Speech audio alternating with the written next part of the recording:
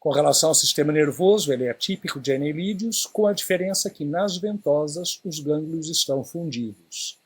Mas o sistema nervoso desses animais ele é bastante interessante porque há um pequeno número de neurônios. Esses neurônios são bem compridos, então eles são facilmente mapeáveis e eles são usados em muitos estudos de fisiologia. E os gânglios, então, eles vão estar fundidos nas regiões das ventosas. Então ele vai ser tipicamente anelidiano, gânglio suprafaríngeo, subfaríngeo, cordão nervoso ventral, com um gânglio por metâmero, tudo isso. Só que, repito, nas ventosas os gânglios estão fundidos. Então o cérebro, ou gânglio suprafaríngeo, ele vai ser formado pelos gânglios do prostômio e do segmento 1. O do peristômio está fundido com o prostômio, então por isso essa é a dificuldade de contar, porque não se consegue distinguir bem o que é prostômio e o que é peristômio.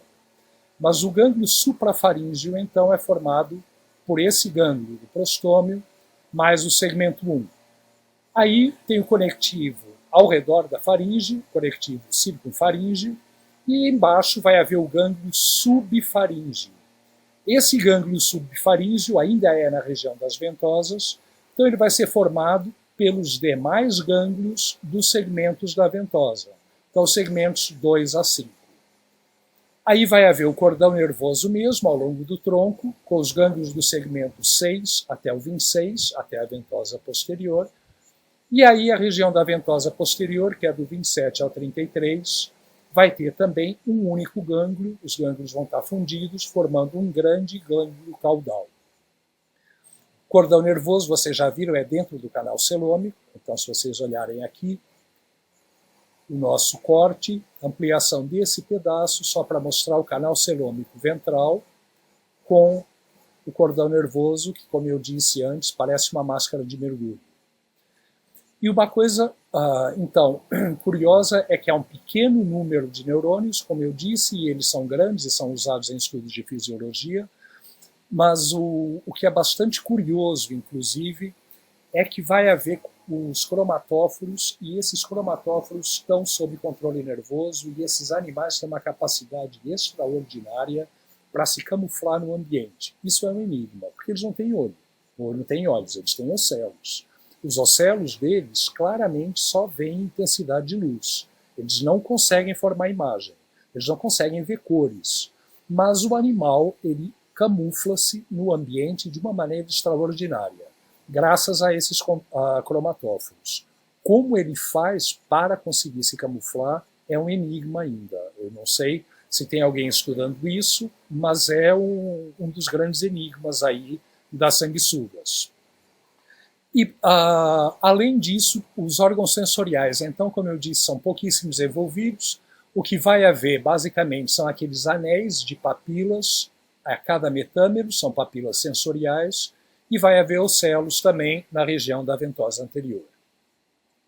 Com relação à reprodução, são clitelados, portanto, eles são hermafroditas, com gônadas e poucos segmentos férteis. O poro masculino, eu já disse, se abre no segmento 10 e o poro feminino no 11. E o clitelo é nos segmentos 9 a 11. Só há reprodução sexuada, então esses animais não têm reprodução assexuada, só que, apesar de serem hermafroditas, muitas vezes, na maioria das espécies, eles não são hermafroditas simultâneos, eles apresentam protandria, ou seja, primeiro desenvolve-se o aparelho masculino, aí o aparelho masculino regride, forma-se o feminino, e esses animais, então, eles vão alternando o comportamento ao longo da vida, primeiro comportamento masculino e depois comportamento feminino. Aí depois não volta mais, aí é feminino até morrer. O aparelho masculino ele vai apresentar testículos que ficam entre os secos gástricos. Então vai haver testículos, só está representado de um lado aqui, do outro lado está representado o aparelho feminino, mas os testículos estariam dos dois lados. Então vai haver testículos que vão se intercalar entre os secos gástricos. Vai haver um duto ejaculatório. Esse duto ejaculatório ele vai formar, um duto deferente. Esse duto deferente vai formar uma vesícula seminal onde é armazenado o sêmen produzido, espermatozoides, e são produzidas outras secreções do sêmen. Aí essa vesícula seminal vai continuar através de um duto ejaculatório que vem aqui para a região anterior, para essa região do átrio bicórneo. Esse átrio bicórneo, então, tem esse nome porque tem 2 cornos. O poro masculino fica exatamente no meio, é um poro só. Então, há um poro genital único no segmento 10. E esse átrio bicórneo é o local onde é formado o espermatóforo. Algumas sanguessugas têm pênis, outras têm espermatóforo. As sanguessugas que têm espermatóforo, então, o produzem nessa região. E esse espermatóforo vai ser eliminado, então, por esse poro masculino. O formato do espermatóforo também é espécie específico. Então, aqui vocês têm o desenho de uma espécie e o esperma fica armazenado aqui dentro. A transferência, então, de espermatozoides pode ser através de pênis ou, então, através desse espermatóforo. E a gente já vai ver como ocorre a cópula. Com relação à parte feminina, vai haver um par de ovários que saem, então, do segmento 11. Esses ovários prolongam-se ao longo do corpo, só está representando de um lado, mas eu repito que existe dos dois. Então, o ovário está aqui. Vai haver um curto oviduto, que é na região distal, e o poro genital único, que está no segmento 11. Então, também é um poro único na linha mediana, que fica no segmento 11, ou 11º. A cópula ela vai ser semelhante à cópula de Origoqueta. As duas sanguessugas vão se abraçar lindamente. Elas podem, inclusive, dar beijinhos, são muito românticas. Então, vejam, esse é um desenho de altíssimo teor erótico para sanguessugas. Vocês têm aqui um casal fazendo sexo explícito. E elas podem dar beijos com as ventosas orais, ou podem se abraçar desse jeito, mas de uma maneira que vai justapor, então, o poro masculino, por onde sai o espermatóforo, ou pênis, com o poro feminino. Se for pênis, ele entra pelo poro feminino, libera os espermatozoides e a fecundação é interna. Se for espermatóforo, o espermatóforo é liberado pelo segmento 10, pelo poro masculino, e o macho enfia esse espermatóforo na fêmea em qualquer lugar, onde ele quiser. É impregnação hipodérmica, ele espeta, enfia mesmo, dá uma punhalada na fêmea, enfiando o espermatóforo. Eu estou usando os termos macho e fêmea porque funcionalmente eles são um macho e o outro fêmea. A fecundação não é cruzada, ao contrário do que ocorre em minhocas. E ao contrário do que ocorre em minhocas também, a fecundação aqui é sempre interna e não externa, como nas minhocas, que ela ocorre dentro do casulo. Mas a região do clitelo vai formar um casulo da mesmíssima maneira. A sanguessuga vai para trás, então ela sai do casulo. No casulo vai ser secretada a albumina e vão ser colocados os embriões. Já houve a fecundação, portanto, porque ela é interna.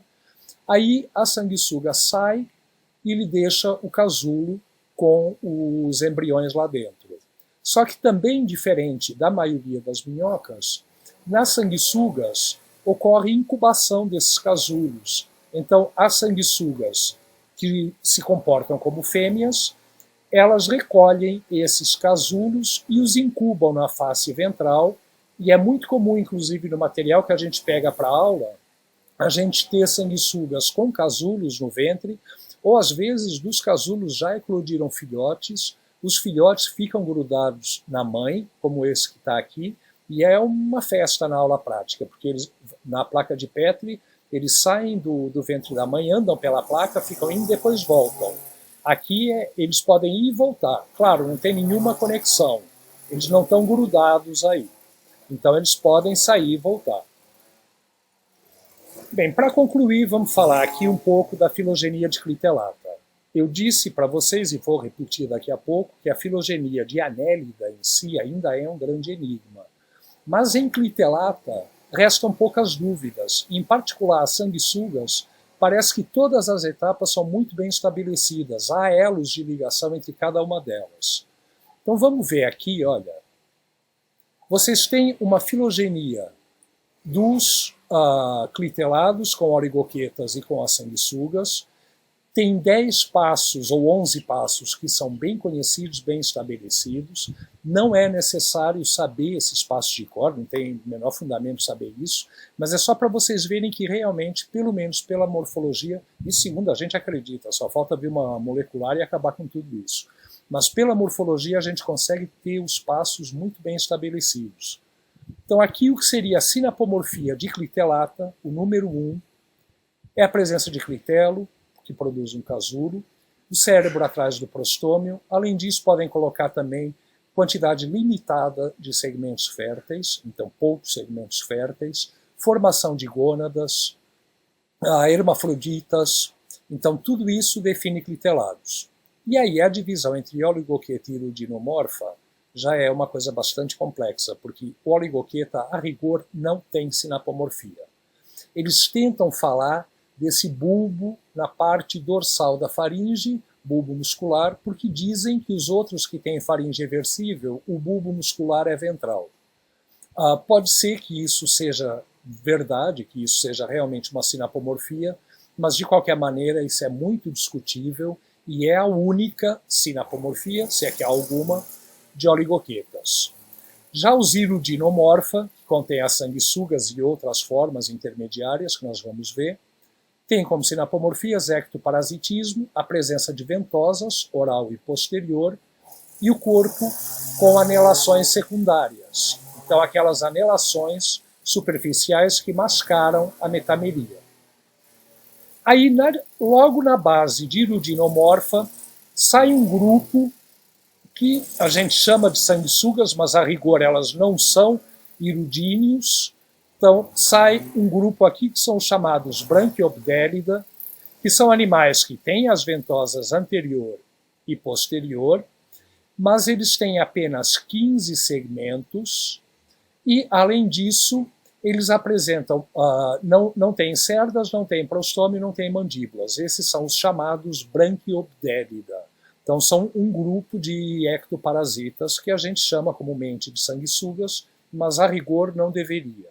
Porque sanguessugas mesmo, a gente acaba usando para esse termo, e mais estritamente ainda para o Zeuirudínia, excluindo o próximo que sai aqui, que é a Cantobdella peledina.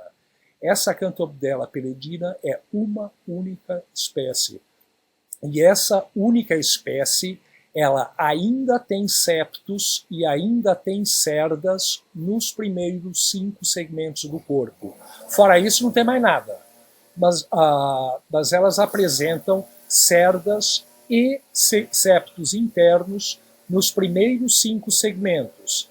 Além disso, ela tem apenas 29 segmentos, ao contrário do Zeuirudínia, que tem todos, então 33 ou 34, dependendo de quem conta. Essa, repito, é uma única espécie que vai virar classe, que vai virar ordem, que vai virar tudo aí. Então, é o único representante. E aí nós temos as sanguessugas verdadeiras, o Zeuirudínia, que compreendem os 2 grupos que eu falei agora há pouco. Os Rhincobdélida, que tem a faringe reversível, e os Arrincobdélida, que não têm faringe reversível e que podem apresentar as mandíbulas. Então, nos Arrincobdélida, no 9, já não há nenhum traço de sistema hemal e os canais celômicos formam redes de capilares, então. E aqui no último, só para dividir entre os 2 grupos de Arrincobdélida, um vai ter mandíbulas e o outro vai ter faringe reversível também. Com relação à filogenia de Annelida, então eu digo para vocês que nós temos um grande ponto de interrogação. No início, no passado, eu falei para vocês que considerava-se que havia 2 classes, poliqueta e clitelata. Sinapomorfia de poliqueta seria a presença de parapódios, sinapomorfia de clitelata seria todas as reprodutivas, então o clitelo, hermafroditismo, pequeno número de segmentos férteis e a presença de gônadas. Quando se começou a aventar a possibilidade de que os poliquetas, os oligoquetas, poderiam ter perdido os parapódios, então que os clitelados poderiam ter tido uma origem dentro de poliqueta, começou-se a verificar que muitos poliqueta também têm parapódios muito reduzidos ou praticamente inconspícuos. Então, começou-se a duvidar disso. Mas durante um bom tempo ainda se aceitou que fossem dois grupos monofiléticos, poliqueta e clitelata, até que a molecular realmente confirmou que os clitelados saíram de dentro de poliquetas. Mas então, no passado, os poliquetas, os anelídeos, eram divididos em poliquetas e clitelados, sendo que já havia algumas dúvidas em relação a isso.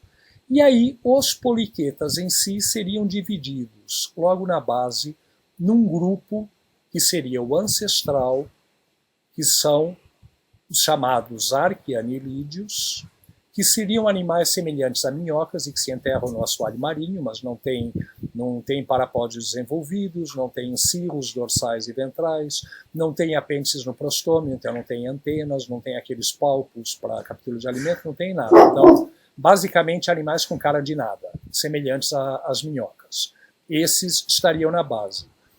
E um outro grupo que se dividiria em sedentários, que são aqueles tubícolas ou que vivem em galerias ou que rastejam pelo substrato, e os errantes. Ou rastejam pelo substrato, não, são os tubícolas ou que vivem em galerias, e os errantes, que são os que rastejam pelo substrato. Essa primeira classificação ela foi proposta ainda no século XIX, cerca de 1850, e ela foi aceita durante um bom tempo. Quando se começaram a considerar as hipóteses evolutivas, porque no início, quando isso foi proposto, ainda não havia nem o livro do Darwin, isso é 1840, 1850. Mas quando se começaram a aventar hipóteses evolutivas, começaram a ver que errantes e sedentários talvez não fossem grupos naturais, e que fossem grupos que estão unidos por convergências dados os hábitos de vida semelhantes. E aí foi realmente uma balbúrdia, havia autores que consideravam uma série de ordens, outros não, era mais restritos, então houve uma grande confusão.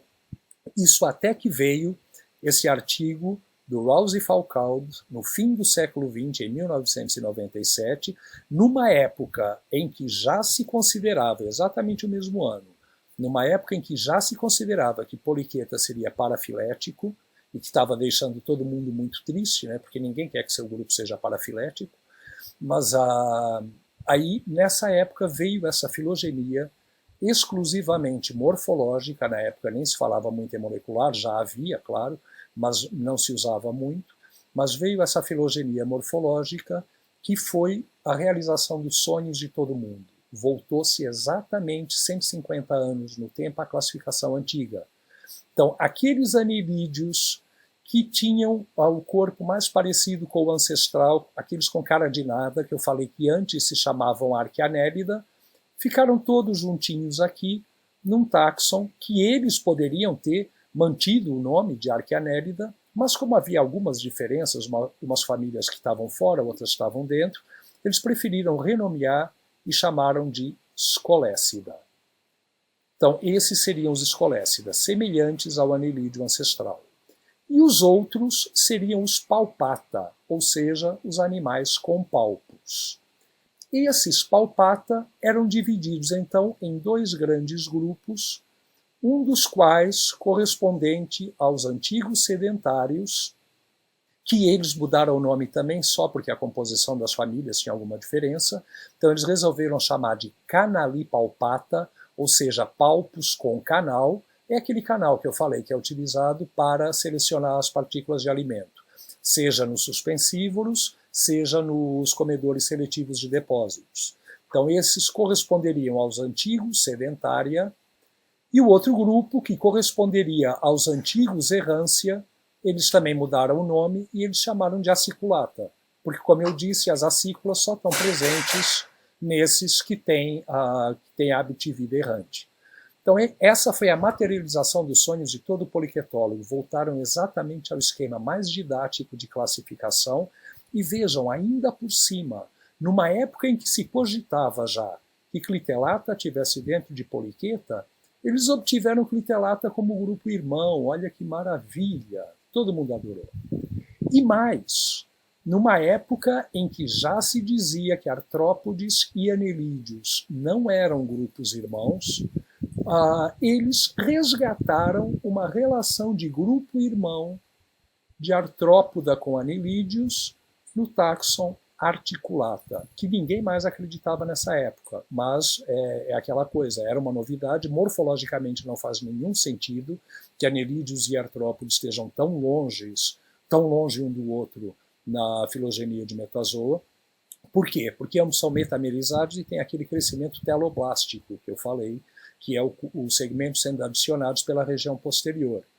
Durante 150 anos, considerou-se que anelídeos e artrópodes seriam grupos irmãos. Foi um casamento que durou tudo isso, mas que terminou no final do século XX, em 1993, a partir de 93, quando surgiram as hipóteses de Ecdysozoa e Lophotrochozoa. Vocês vão estudar isso ao longo do curso. Mas então, os anelidiólogos foram radicalmente contra essa ideia de que a artrópoda não seria grupo-irmão. Durante muito tempo se recusavam terminantemente a aceitar isso, eu inclusive. Até que não há como negar as evidências depois. Mas nessa época todo mundo adorou isso, porque olha, resgatou tudo o que queria. Arqueanélida, sedentária, errância, clitelados como grupo-irmão de poliquetas, e artrópodes como grupo-irmão de anélida. Olha que maravilha, foi tudo que queria.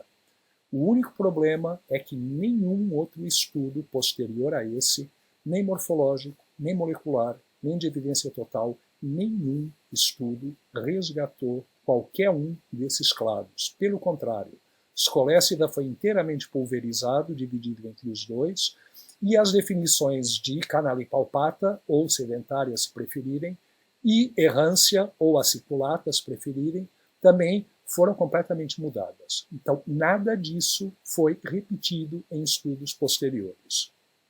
E durante muito tempo foi uma confusão e continua sendo. Os alemães acham que resolveram isso apenas porque eles publicam muito, mas eles insistem que essa seria uma filogenia de anélida atualmente, e nessa filogenia de anélida, o que eles têm, anélida seria esse aqui em vermelho maior, eles têm os Scolecida divididos em parte, esse grupo daqui, corresponderia aos arqueanelídeos, e outra parte está aqui. Então, Scolecida foi dividida em dois.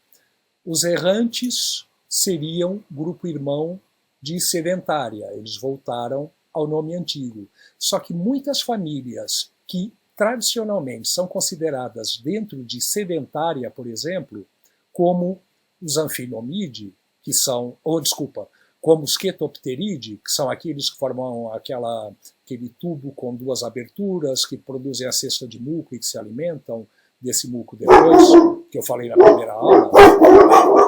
A cachorrada passou.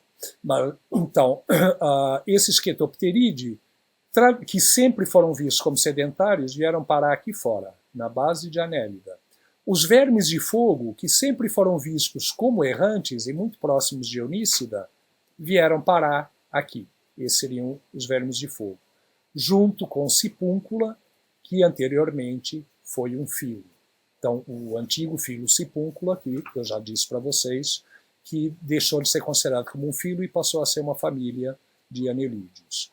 Da mesma maneira, outro grupo que passou a ser uma família de anelídeos é o grupo dos Echiura, anteriormente considerado como um filo, e estaria aqui dentro de sedentária.